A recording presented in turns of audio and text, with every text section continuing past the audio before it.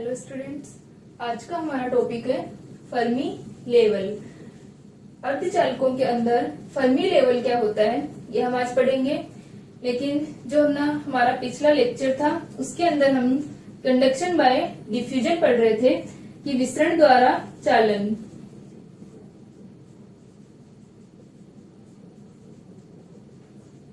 ठीक है, तो जो हमारा प्रीवियस लेक्चर था उसके अंदर हम विसरण द्वारा चालन कंडक्शन बाय डिफ्यूजन पढ़ रहे थे, जिसके अंदर हमने लास्ट का थोड़ा सा पार्ट छोड़ा था।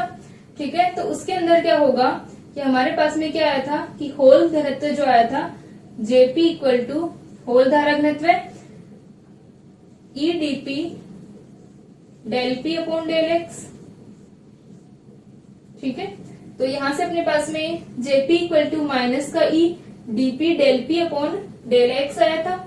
और तो हमारा जे एन इक्वल टू क्या हो जाएगा, जहां पर जे एन क्या है हमारा इलेक्ट्रॉन धारा घनत्व है, तो ये हो जाएगा ई डी एन, क्योंकि एक हमारा माइनस पहले से था, इसको हम इस तरह से लिख सकते हैं माइनस का ई चार्ज और माइनस का डी एन और del n by del x. ठीक है, यहां तक हम पढ़ चुके थे कि हमारा जो विसरण के कारण जो जेपी आएगा कुल होल घनत्व है वो कितना आएगा माइनस का e dp del p upon del x, और जो हमारा कुल इलेक्ट्रॉन धारा घनत्व आएगा वो कितना आएगा माइनस का e minus d n del n by del x, ये आएगा। ठीक है, तो यहां तक अपने पास में हो चुका था। अब हमें क्या निकालना है कि कुल होल धारा घनत्व और कुल इलेक्ट्रॉन धारा घनत्व जो होगा अर्धचालक के अंदर वो कितना होगा। ठीक है, तो हम लिख सकते हैं बाह्य विद्युत क्षेत्र की उपस्थिति में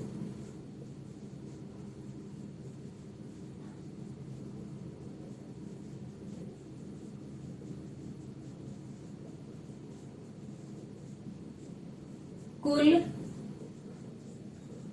होल धारा घनत्व। ठीक है, हमारे पास में हमने क्या किया था, हमने जब स्टार्टिंग किया था कि जब हमारे पास में कोई भी अर्धचालक है और उस अर्धचालक पर हम विद्युत क्षेत्र इलेक्ट्रिक फील्ड को अप्लाई करते हैं तो हमें दो तरीके की करंट प्राप्त होती है। एक तो हमारा हो रहा था उसकी ड्रिफ्ट करंट जो क्या कहलाती है अपवाह धारा कहलाती है।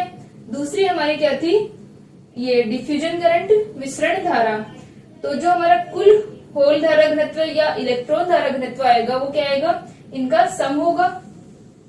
तो यहां से अपने पास में क्या आ जाएगा कि होल धारा घनत्व जेपी इक्वल टू जो ड्रिफ्ट की वजह से था प्लस जो विसरण की वजह से आएगा।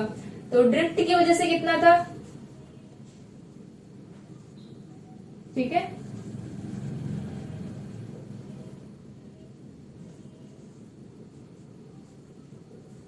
प्लस ये अपने पास में क्या है माइनस के अंदर है, तो माइनस का e dp del p upon del x, और इसे हम लिख सकते हैं जेपी इक्वल टू माइनस का e dp del p upon del x. ठीक है, तो ये तो अपने पास में क्या होगा कुल होल धारा घनत्व होगा। ठीक है, और इसी तरीके से अगर हम उसके लिए निकालना चाहें इलेक्ट्रॉन्स के लिए, तो इलेक्ट्रॉन्स के लिए क्या आ जाएगा, बस यहाँ पे अपने पास में ये वाली वैल्यू और जो ड्रिफ्ट की वजह से इलेक्ट्रॉन का धारा घनत्व आ रहा था तो क्या हो जाएगा इसी प्रकार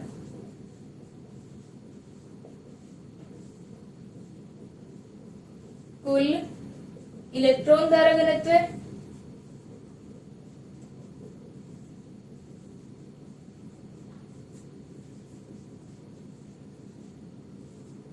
तो कुल इलेक्ट्रॉन धारा घनत्व इक्वल टू हो जाएगा जे एन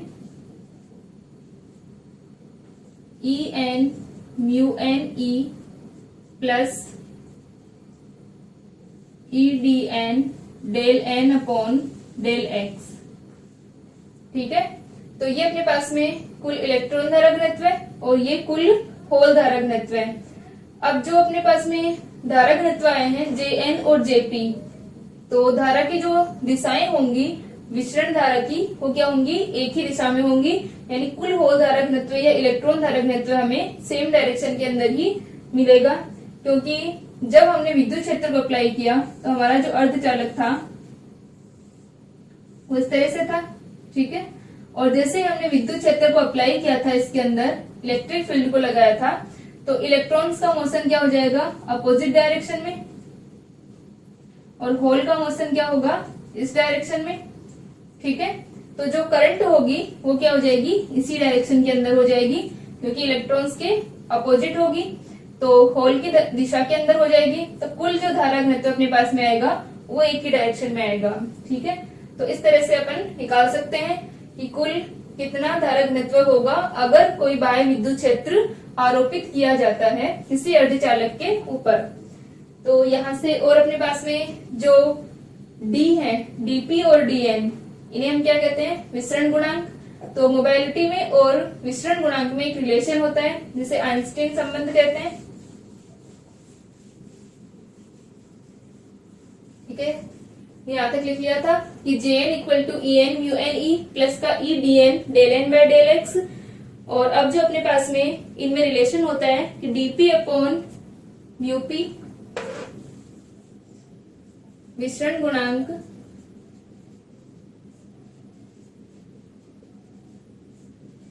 तथा गतिशीलता में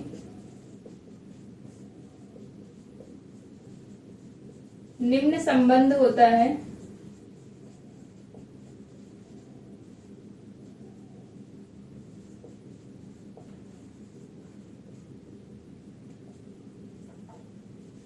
dp upon mu p equal to dn upon mu n kt upon e, जहां पर k क्या है, बोल्ट्जमान कांस्टेंट है,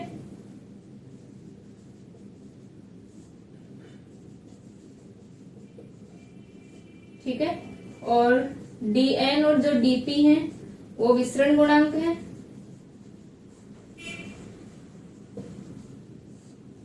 और म्यू एन और म्यू पी जो है वो क्या है, अपनी गतिशीलता है,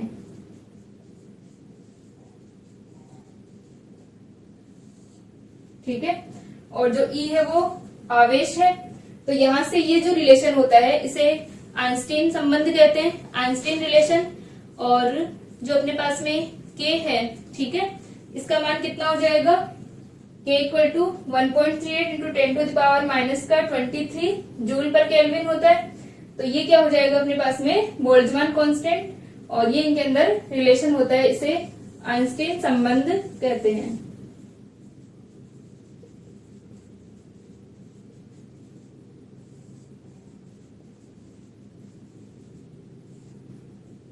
ठीक है। तो यहां तक लिख लें इसे। फिर हम करेंगे फर्मी लेवल क्या होता है, अर्धचालकों के अंदर फर्मी लेवल को किस तरह से डिफाइन किया जाता है।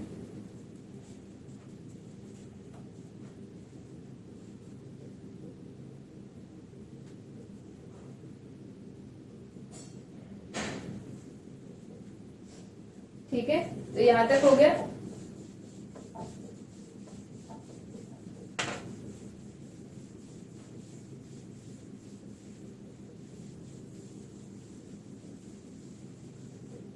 तो अब हम बात करते हैं फर्मी लेवल की। तो जो फर्मी लेवल होता है वो अपने पास में क्या होगा कि जो इलेक्ट्रॉन्स होते हैं, ठीक है, बृहद संख्या में क्या होंगे, इलेक्ट्रॉन्स होंगे, और दूसरा इनके अंदर क्या होगी, परमाणु से यादृच्छिक टक्कर हो रही है इनमें। तो जो अपने पास में इलेक्ट्रॉन्स है इनका अगर हम अध्ययन करेंगे तो एक तरीके से क्या हो जाएगी, एक स्टेटिस्टिकल प्रॉब्लम है, सांख्यिकीय समस्या है, ठीक है। तो यहां से अपने पास में क्या होगा कि जो इलेक्ट्रॉन्स हैं, अगर इनके ऊर्जा वितरण के बारे में हम बात करें, ठीक है, तो इलेक्ट्रॉनों का जो ऊर्जा वितरण होगा वो किस प्रकार से होगा, सांख्यिकीय वितरण से हमें निकालना पड़ेगा, ठीक है। यानी जो हमारे इलेक्ट्रॉन्स हैं इनका अगर हम ऊर्जा वितरण ज्ञात करें, ठीक है, तो ये क्या हो गई, एक स्टेटिस्टिकल प्रॉब्लम है, सांख्यिकीय समस्या। और जो हमारे इलेक्ट्रॉन्स हैं वो क्या होंगे, फर्मी पार्टिकल्स होते हैं, ठीक है, फर्मी कण है ये। इनकी जो स्पिन होती है वो क्या होती है, हाफ होती है, स्पिन हाफ पार्टिकल्स हैं और फर्मी कण है। और ये पाउली के एक्सक्लूजन प्रिंसिपल को फॉलो करते हैं, यानी पाउली का जो अपवर्जन नियम है उसका पालन करते हैं। तो यहाँ पर जब हम इलेक्ट्रॉन्स के लिए क्या करें, सांख्यिकीय वितरण देखें, यानी इनके ऊर्जा वितरण के लिए स्टेटिस्टिकल जो इनके मान हम निकालें, तो क्या होगा कि ये फर्मी जो हमारी सांख्यिकी होती है, दो तरीके की सांख्यिकी आप लोग पढ़ के आए हैं सेकेंड ईयर के अंदर। एक तो हमारी क्या थी, ये जो फर्मी सांख्यिकी होती है, ठीक है, फर्मी डिराक, और एक जो हमारी आइंस्टीन की थी, आइंस्टीन बोल्ट्जमान जो अपने पढ़ते हैं, ठीक है। तो यहां से अपने पास में क्या हो जाएगा, जो फर्मी डिराक सांख्यिकी होती है, ठीक है। तो यहां से अपने पास में क्या होगा कि जो ये इलेक्ट्रॉन्स है वो क्या होंगे, फर्मी कण है। तो यहाँ पर ये फर्मी जो सांख्यिकी वितरण था कि किसी भी क्वांटम अवस्था में होने की जो प्रायिकता होगी, उसको हम किस तरह से बताएंगे कि यदि किसी ऊर्जा स्तर E में होने की जो प्रायिकता होगी वो क्या होगी, Fe equal to 1/e⁻ E minus EF divided by KT plus 1, ठीक है। तो ये क्या थी अपने पास में, इलेक्ट्रॉन्स की किसी एनर्जी लेवल E में होने की प्रायिकता, ठीक है। तो यहां से अपने पास में जो Fe है equal to E minus EF divided by KT plus 1, जहां पर EF जो होगा वो फर्मी एनर्जी लेवल होगा। तो इसके अंदर अगर हम देखें तो क्या हो जाएगा कि सबसे पहले हम कंडीशंस को चेक करें, ठीक है। तो हमारे पास में क्या आ रहा है, E माइनस EF, ठीक है, और डिवाइडेड बाय क्या है, KT। तो यहां से अपने पास में जो T है, अगर हम T का मान T इक्वल टू 0 लें, तो T इक्वल टू अगर हम 0 लेंगे तो क्या हो जाएगा, T इक्वल टू 0 के लिए, और E अगर हम ले लें लेस देन EF, ठीक है। तो फर्स्ट कंडीशन हमारी क्या हो गई कि T इक्वल टू तो अपने पास में क्या है, 0 है, और E इज लेस देन क्या है, EF है। तो यहां से अपने को मान क्या मिलेगा कि E अगर लेस देन EF हुआ तो ये टर्म क्या हो गई, नेगेटिव हो गई, ठीक है। तो इस नेगेटिव टर्म के लिए अपने पास में आ जाएगा -∞, ठीक है, और E की पावर -∞ हो गया, ठीक है। तो यहां से अपने पास में ये जो वैल्यू मिलेगी T इक्वल टू 0 पर और E is less than EF के लिए, तो E इक्वल टू -∞, तो ये हमारे पास में आ जाएगा Fe equal to 1/e⁻ -∞ plus 1। तो जो Fe इक्वल टू होगा वो क्या हो गया, 1/0 प्लस 1, यानी 1 आ गया, ठीक है। तो जो इलेक्ट्रॉन के लिए हमारे पास में ये क्या है कि इलेक्ट्रॉन की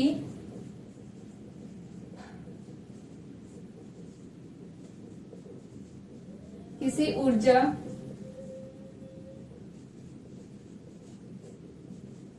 E वाली क्वांटम अवस्था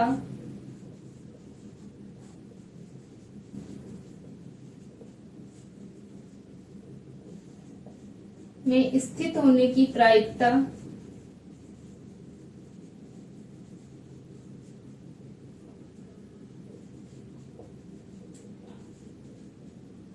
फर्मी सांख्यिकी के अनुसार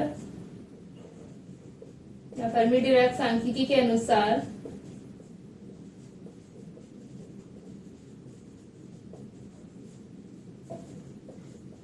निम्न है, ठीक है। तो अपने पास में क्या हो जाएगा कि Fe equal to 1/e - EF divided by KT plus 1, और इसके लिए हम चाहे ऊपर लिख लेना कि जो इलेक्ट्रॉन्स होते हैं, ठीक है, उनका अगर हम ऊर्जा वितरण निकालें तो हमें क्या होगा, सांख्यिकी के अनुसार निकाल सकते हैं। तो हम लिख सकते हैं कि इलेक्ट्रॉनों का ऊर्जा वितरण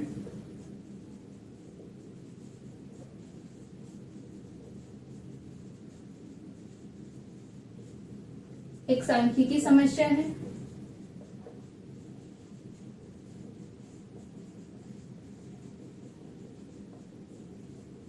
तथा इलेक्ट्रॉन पाउली के अपवर्जन नियम का पालन करते हैं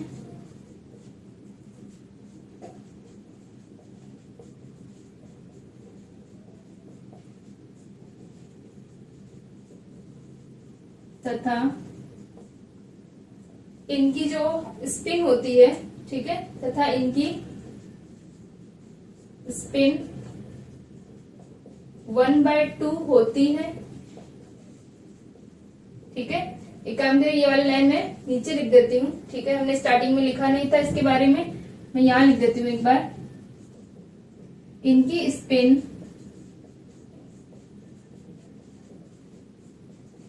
1/2 होती है।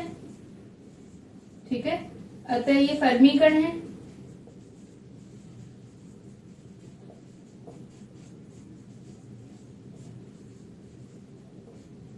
ठीक है, तो सबसे पहले ये लिख लें कि हम जो फर्मी सांख्यिकी लगा रहे हैं वो हम क्यों लगा रहे हैं इलेक्ट्रॉन्स के लिए।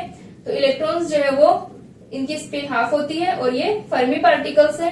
तो फर्मी के अनुसार क्या हो जाएगी, किसी ये ऊर्जा ई वाली क्वांटम अवस्था में स्थित होने की जो प्रायिकता होगी वो ये हो जाएगी। ठीक है, तो हमारे पास में प्रोबेबिलिटी जो है वो Fe आ गई।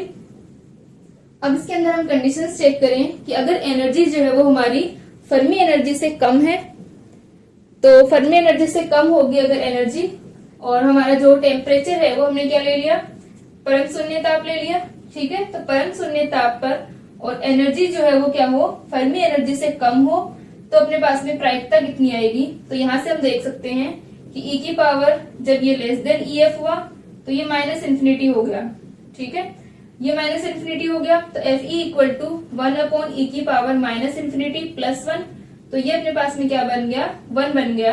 यानी परम शून्य ताप के ऊपर ये जो हमारी फर्मी एनर्जी है, ठीक है, इससे कम के जो ऊर्जा लेवल होंगे वो सारे भरे होंगे।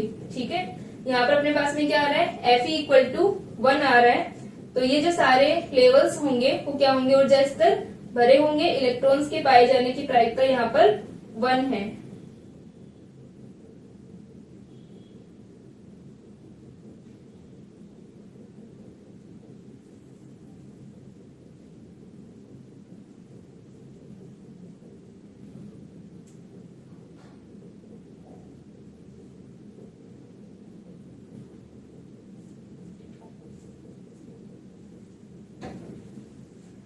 तो यहां तक के एनर्जी लेवल तो क्या होंगे, भरे होंगे। तो हम लिख सकते हैं, अतः परम शून्य ताप पर फर्मी एनर्जी से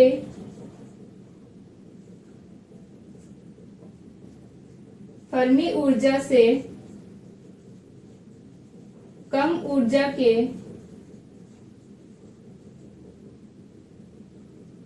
सभी स्तर भरे होंगे। ठीक है, क्योंकि जो इलेक्ट्रॉन्स की जो प्रायिकता हम निकाल रहे हैं वो कितनी आ गई, 1 आ गई। ठीक है, अब हम नेक्स्ट कंडीशन चेक करते हैं।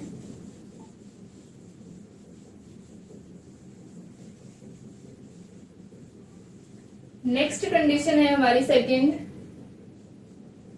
ठीक है, कि जो एनर्जी हो वो E जो हो ग्रेटर देन हो EF, और टेम्परेचर हमारा वही परम शून्य ताप हो। ठीक है, तो जब हमारा टेम्परेचर जो है वो परम शून्य ताप है और एनर्जी जो है वो ग्रेटर देन EF है, तो हमारी FE का मान क्या हो जाएगा, चूंकि E माइनस EF, ठीक है, क्योंकि E is greater than EF है तो क्या हो जाएगा, पॉजिटिव, ग्रेटर देन 0। अतः Fe इक्वल टू 1/, ये थोड़ा ऊपर लिख लेते हैं इसे, ये अपने पास में E माइनस EF जो होगा वो क्या हो जाएगा, ग्रेटर देन 0, क्योंकि अब E जो है वो बड़ा है। तो Fe का मान अपने पास में आ गया 1/e की पावर प्लस इन्फिनिटी प्लस 1, और जो e की पावर इन्फिनिटी होती है वो क्या होती है, इन्फिनिटी होती है। अगर e की पावर माइनस इन्फिनिटी हो वो तो 0 हो जाता है, और e की पावर प्लस इंफिनिटी हो तो क्या हो जाएगा, इंफिनिटी होगा, अनंत होगा। तो ये 1/इंफिनिटी 0 आ गया। तो इस कंडीशन अपने पास में क्या आ गई, प्रायिकता 0 हो गई।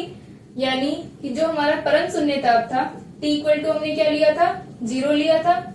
तो परम शून्य ताप के ऊपर जो अपने पास में क्या है, प्रायिकता है, वो कितनी हो गई, 0 हो गई। तो परम शून्य ताप के ऊपर E से ग्रेटर देन जो होंगे अपने पास में EF जो है, EF से अधिक ऊर्जा के जो स्तर होंगे वो क्या होंगे, रिक्त होंगे, खाली होंगे। ठीक है।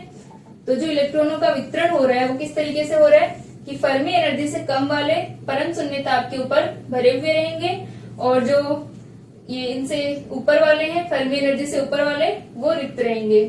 ठीक है। तो क्या हो जाएगा, अतः परम शून्य ताप पर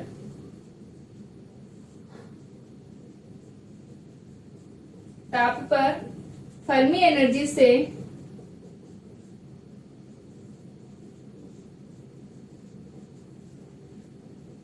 अधिक ऊर्जा वाले सभी स्तर रिक्त होंगे।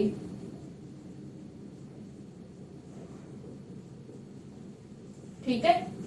तो यहां तक अपने पास में क्या आ गया कि फर्मी एनर्जी जो होगी उससे अगर अधिक ऊर्जा है तो परम शून्य ताप पर वो एनर्जी लेवल्स क्या होंगे, खाली होंगे। वहां पर इलेक्ट्रॉन्स की प्रायिकता जो है वो 0 है। ठीक है, यहां तक लिखें इसे। अब नेक्स्ट हम चेक करेंगे फर्मी लेवल के लिए।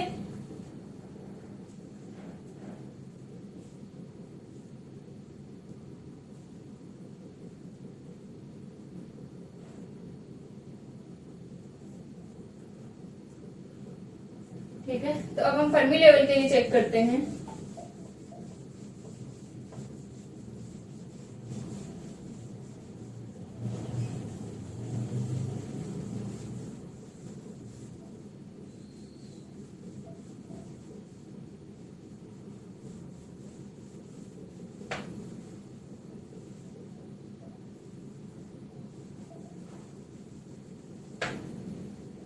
तो अब हम थर्ड कंडीशन ले लेंगे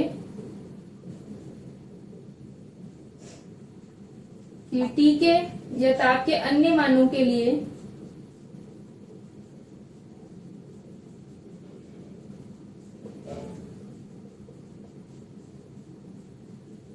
तथा E इक्वल टू EF पर अब हम क्या कर रहे हैं, हम फर्मी लेवल के लिए चेक कर रहे हैं। यानी जो हमने एनर्जी EF डिफाइन की हुई है उसके ऊपर अगर हम मान रखें, यानी E का मान इसके बराबर हो और टेम्परेचर का कुछ भी मान हो। ठीक है, ताप का कोई भी मान हम ले सकते हैं। तो वहां पर क्या होगा, E माइनस EF जो है वो 0 हो जाएगा। तो E माइनस EF 0 हो गया। तो हम यहाँ पे देखें FE equal to 1/, E minus EF equal to 0। तो E की पावर 0, 1 प्लस 1, तो ये आ गया 1/2। तो FE इक्वल टू कितना आ गया, 1/2। अर्थात जो हमारा फर्मी लेवल है वो कौन सा लेवल होगा कि टेम्परेचर के किसी भी मान के लिए अपने पास में जो फर्मी लेवल है वो वह लेवल है जिस पर इलेक्ट्रॉन्स के पाए जाने की प्रायिकता कितनी हो, 1/2 यानी 50% हो। ठीक है, तो यहां से अपने पास में आ जाएगा कि अतः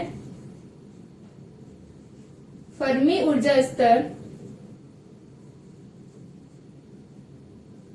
या ऊपर लिख लेते हैं इसे, अतः फर्मी स्तर वह ऊर्जा स्तर होता है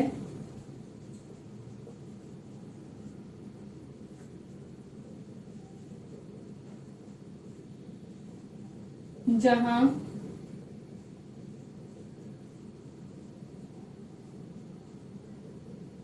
इलेक्ट्रॉन्स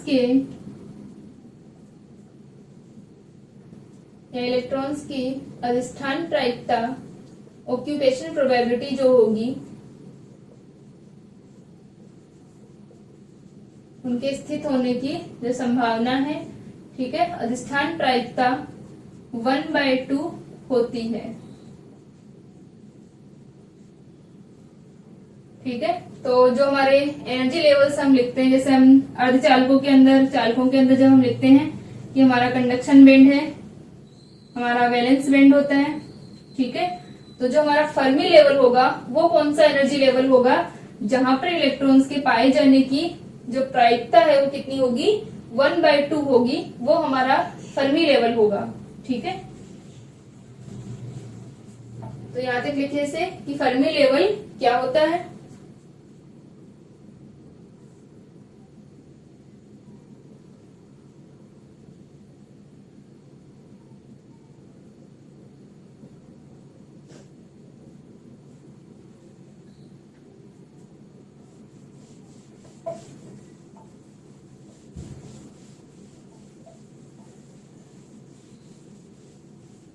अब अगर हम ग्राफ देखें तो अपने पास में क्या है कि फर्मी लेवल पे जो मान आ रहा है वो कितना आ रहा है, 1/2 आ रहा है प्रायिकता का। और बाकी जो इससे कम था हमारे पास में टेम्परेचर जब T<0 था, ठीक है, तो जो Fe का मान था वो कितना था, 1 था। तो ये अपना ग्राफ क्या होगा, इस तरह से हो जाएगा कि T<0 पर Fe इक्वल टू क्या रहेगा, 1 रहेगा। ठीक है, और EF से आगे वाले जो होंगे ये अपना क्या है, एनर्जी है। तो EF से आगे वालों के लिए अपने पास में ये क्या हो जाएगा, 0 रहेगा, और इससे पहले वालों के लिए क्या रहेगा, 1 रहेगा। ठीक है, तो T इक्वल टू 0 पर जब अपन रख रहे थे तो यहां से अपने पास में ये जो वैल्यू जाएंगी। ठीक है, और जो T इज ग्रेटर देन 0 की हम बात करें, ठीक है, तो वहां पर अपने पास में क्या आया था कि जो ये हमारी फर्मी लेवल है, फर्मी लेवल के ऊपर ये जो वैल्यू जाएंगी वो कैसे आ जाएंगी कि पहले इसका मान 1, ठीक है, फिर कम हो जाएगा। अगर ताप की किसी भी मान की हम बात करें तो T इज ग्रेटर देन 0 के लिए अपने पास में ये अपनी वैल्यूज हो जाएंगी T इक्वल टू 0 के ऊपर। और T इज ग्रेटर देन 0 के ऊपर क्या रहेगा कि जब हम EF की बात करें,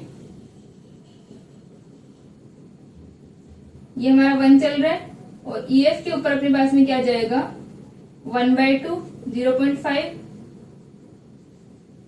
ठीक है, तो इस तरह से क्या होगा, Fe का मान डिक्रीज होगा और फर्मी लेवल पर 0.5 रहेगा। ठीक है, तो ये जो फर्मी लेवल होगा हमारा वो वह लेवल होगा जहां पर इलेक्ट्रॉन्स की जो ऑक्यूपेशन प्रोबेबिलिटी है वो कितनी हो जाएगी, 1/2 हो जाएगी, अधिष्ठान प्रायिकता 1/2 होगी। ठीक है,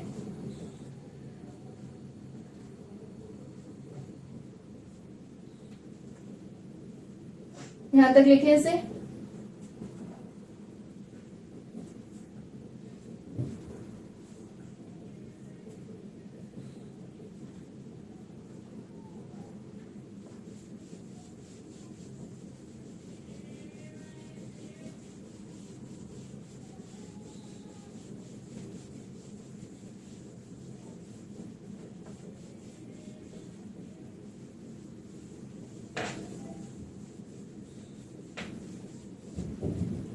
तो ये जो हमने फर्मी लेवल पढ़ा है, जब हम पीएन संधि पढ़ेंगे, ठीक है, तो पीएन संधि के अंदर अपने पास में क्या आएगा कि जो पी टाइप और एन टाइप होंगे हमारे, तो वहां पर ये जो फर्मी लेवल होता है वो कहाँ स्थित होता है, और जब हम इसकी संधि करते हैं तो फर्मी लेवल की स्थिति क्या होती है वो हम देखेंगे। तो अभी हम बात करते हैं कि पीएन संधि किस तरह से बनाते हैं। फिर हमें डायोड समीकरण निकालना है, जो कि आपके एग्जाम में क्वेश्चन आता है कि डायोड समीकरण क्या होता है। ठीक है, तो सबसे पहले हम निकालते हैं पीएन संधि।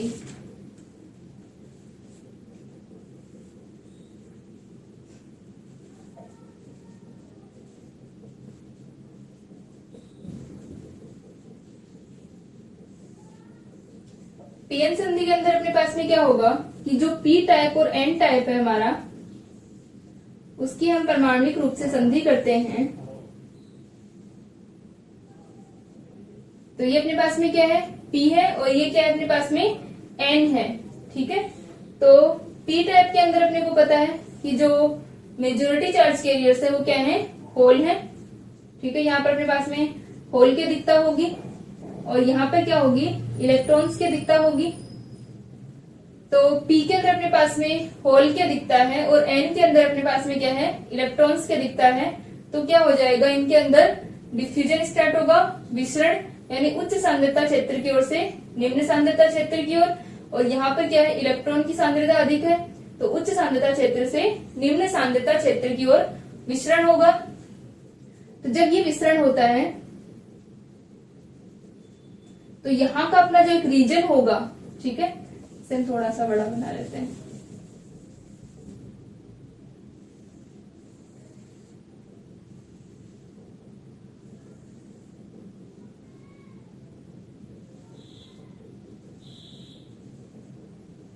ठीक है, तो यहां से अपने पास में क्या है, होल आ रहे हैं, ये अपने पास में होल है।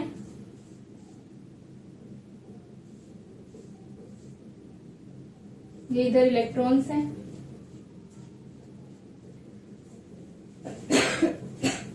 ये हम कह सकते हैं कि नेगेटिव चार्ज है, चाहे इनको पॉजिटिव या नेगेटिव की फॉर्म में दिखा सकते हैं हम इन्हें, कि ये अपने पास में पॉजिटिव है इधर,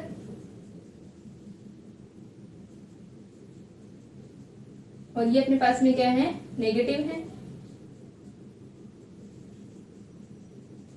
तो यहां से क्या होगा कि जब उच्च सांद्रता क्षेत्र की ओर से निम्न सांद्रता क्षेत्र की ओर होलों का विसरण, या हम ये कहें कि इलेक्ट्रॉन्स का मोशन जो होगा वो इस साइड होगा, तो यहां से ये इलेक्ट्रॉन्स का प्रग्रहण कर लेंगे।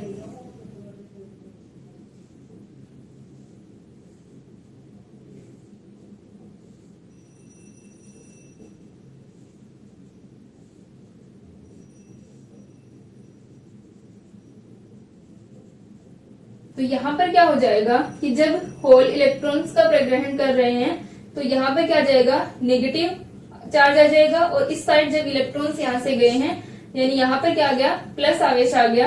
तो ये जो आयंस अपने पास में यहाँ पर हमें मिले हैं, यहाँ पर क्या है, फ्री इलेक्ट्रॉन्स नहीं है, मुक्त आवेश वाहक यहाँ पर नहीं है, ये जो रीजन हमें मिला है। ठीक है, यहाँ पर मुक्त आवेश वाहक नहीं होंगे। यहाँ पर क्या होंगे कि ये जो रीजन है इसके अंदर इनका विलोपन हो गया मुक्त आवेश वाहकों का, तो इस रीजन को हम कहते हैं अवक्षय परत।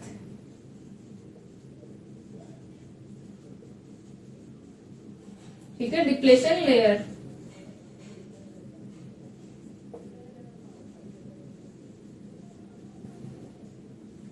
तो ये जो डिप्लेशन लेयर बन रही है इसके अंदर क्या होगा कि जो मुक्त आवेश वाहक नहीं है तो यहाँ पर जो कंडक्शन नहीं होगा, तो इसको पार करने के जब भी ये इलेक्ट्रॉन्स या होल्स अपने गति कर रहे हैं तो क्या होगा, उनको इस रीजन को पार करना पड़ेगा। यहाँ पर एक पोटेंशियल बैरियर बन जाता है विभव रोधी का।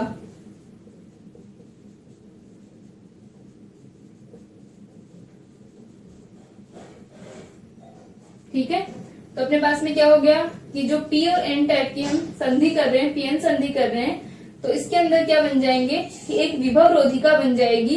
इस विभव रोधिका को पार करना होगा। ठीक है, ये अपनी क्या है, अवक्षय परत है, इसे हम विभव रोधिका पोटेंशियल बैरियर कहते हैं।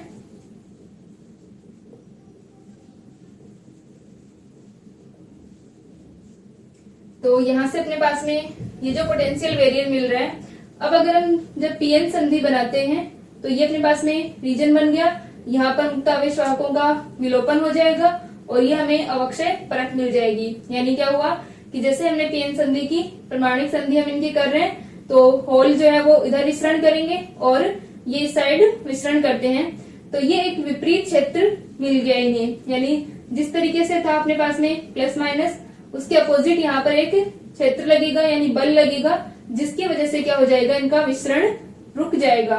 ठीक है, यानी जो साम्यावस्था होगी हमारी, वहां पर क्या हो जाएगा, विसरण जो है वो रुक जाएगा। अब यदि हम इनके ऊपर बायसिंग करते हैं तो ये क्या होती है अपनी फॉरवर्ड बायसिंग। जब हम P को पॉजिटिव से और N को नेगेटिव से कनेक्ट करते हैं तो ये क्या हो गया हमारा फॉरवर्ड बायसिंग, अग्र बायसिंग हो गई। ठीक है, तो इस कंडीशन में क्या होगा कि ये जो विभवरोधिका है इसका मान अपोजिट है इसके, ये माइनस प्लस है। ठीक है, तो ये क्या करेगा कि ये जो विभवरोधिका एक बैरियर प्रोवाइड करवाएगा। तो जब चार्ज कैरियर्स, जब इलेक्ट्रॉन्स इधर आ रहे हैं तो उन्हें क्या होगा, उनको इतनी एनर्जी की आवश्यकता होगी कि वो इस बैरियर को पार कर सके। ठीक है, तो जब हम यहाँ पर बैटरी अप्लाई करते हैं तो हमारे पास में इतना मान होना चाहिए कि वो इस मान को कैंसिल कर सके। ठीक है, जिससे क्या हो, इलेक्ट्रॉन्स को इतनी एनर्जी मिल सके कि वो इस बैरियर को पार कर सके। ठीक है, तो फॉरवर्ड बायसिंग के अंदर क्या होगा, डिप्लेशन लेयर जो होती है उसकी चौड़ाई कम हो जाती है। ठीक है, कम होती है इसके अंदर। और जब हम रिवर्स बायस करते हैं तो उस कंडीशन में क्या होगा, ये जो विभवरोधिका है इसकी भी इसी तरह से होगी और इसका मान जो होगा वो बढ़ जाएगा इस रिवर्स बायस के अंदर। आगे हम डिटेल में पढ़ेंगे जब अपन डायोड समीकरण निकालेंगे। ठीक है, डायोड समीकरण हमें निकालना है, पीएन संधि डायोड समीकरण। ठीक है, तो वहां पर हम देखेंगे कि फॉरवर्ड बायस के अंदर प्रोसेसिंग क्या होती है और रिवर्स बायस के अंदर प्रोसेसिंग क्या होती है। यहाँ पर अभी हम बायसिंग की बात नहीं कर रहे, नॉर्मल हम जब पीएन संधि कर रहे हैं, ठीक है, तो अपने पास में क्या क्या मान हमें मिलते हैं। तो हम इनके लिए लिख सकते हैं कि जब हम पी और एन की परमाणविक संधि करते हैं, पी टाइप और एन टाइप सेमीकंडक्टर्स की जब हम परमाणविक संधि करेंगे तो अपने पास में क्या होगा, उच्च सांद्रता क्षेत्र की ओर से निम्न सांद्रता क्षेत्र की ओर होलों का विसरण होगा और इसी तरीके से एन से इलेक्ट्रॉनों का विसरण होगा। और जो हमारा एक रीजन आएगा संधि के पास वाला जो रीजन है, तो जो पी टाइप के साइड का जो रीजन होगा, ठीक है, पी टाइप की साइड में क्या हो जाएगा, नेगेटिव आ जाएगा और एन साइड वाला रीजन जो है हमारा पॉजिटिव हो जाएगा। और इस तरीके से इस रीजन में हमें एक अवक्षय परत मिल जाएगी, डिप्लेशन लेयर मिल जाएगी और इस डिप्लेशन लेयर के अंदर मुक्त आवेश वाहकों का विलोपन हो जाता है। कोई भी मुक्त आवेश वाहक यहाँ पर उपस्थित नहीं होगा और इसे हम क्या कहते हैं, विभव रोधिका कहते हैं। ठीक है, तो नॉर्मल जब हम पीएन संधि करते हैं, आगे हम जब डायोड समीकरण निकालेंगे तो वहां पर हम बायसिंग की बात करेंगे कि फॉरवर्ड बायसिंग क्या होती है और रिवर्स बायसिंग क्या होती है। यहाँ पर हम बात करें नॉर्मल कि जब हम पीएन संधि करते हैं तो हमें किस तरीके से रीजन मिलता है, अवक्षय परत हमारी किस प्रकार बनती है। ठीक है, तो नेक्स्ट लेक्चर में हम पढ़ेंगे कि डायोड समीकरण क्या होता है और वहां पर हम अग्रवायसित और जो हमारी पश्च वायसित होती है, ठीक है, उसके लिए हम बात करेंगे। तो ये जो हमारा मुक्त आवेश वाहक है इन्हें हम फ्री चार्ज कैरियर्स कहते हैं।